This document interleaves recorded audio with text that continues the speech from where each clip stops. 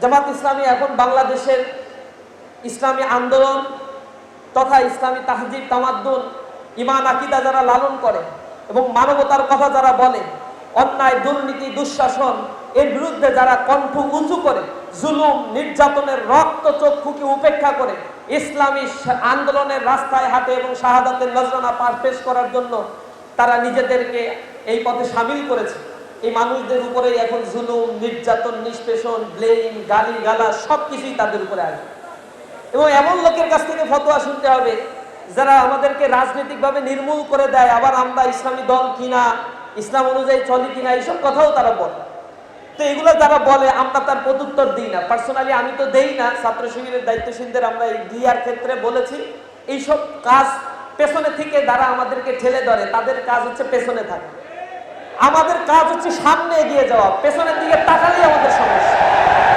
আমাদেরকে যারা শেষ করে দিতে চায় তাদেরকে আমরা বলি আমারে ঘর ভাঙিয়াছে যেবা আমি বাঁধি তার ঘর, আপন করিতে খুঁজিয়া বেড়াই যে মরে পড়েছে পথ, যে মরে পড়েছে পথের বিভাগী পথে পথে আমি ফিরি তার লাগি, দীঘল রজনী তার তরে জাগি ঘুম যে হরেছে মত, আমারে ঘর ভাঙিয়াছে যেবা আমি বাঁধি তার ঘর। যে আমাকে ধ্বংস করে দিতে চায় আমরা তাদেরকে বুকে আলিঙ্গন করে নেই, যে তারা আমাদেরকে রাজনৈতিক নির্মূল করতে চায় আমরা তাদেরকে ভালোবাসা দিয়ে তাদের রাজনৈতিক ওই বাঁকা পথ থেকে সোজা সিরাতুল মুস্তাকিমের পথে তাদেরকে নিয়ে আসতে চায়। এজন্য গালিগালাজ করে কোনোভাবেই কোনো আদর্শকে ধ্বংস করা সম্ভব নয়।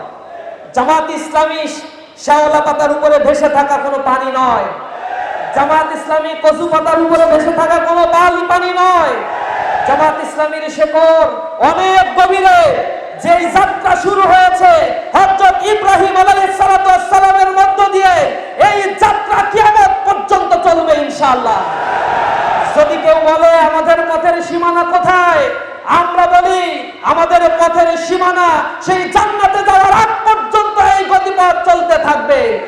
উদয় অথবা অস্তের কোনো ক্রান্তি আমাদেরকে বিমর্ষ করে তুলতে পারে না। শাহাদাত আমাদের আরাধ্য, তাবুকে লালন করে চলার জন্যই আমরা প্রতিজ্ঞাবদ্ধ হয়ে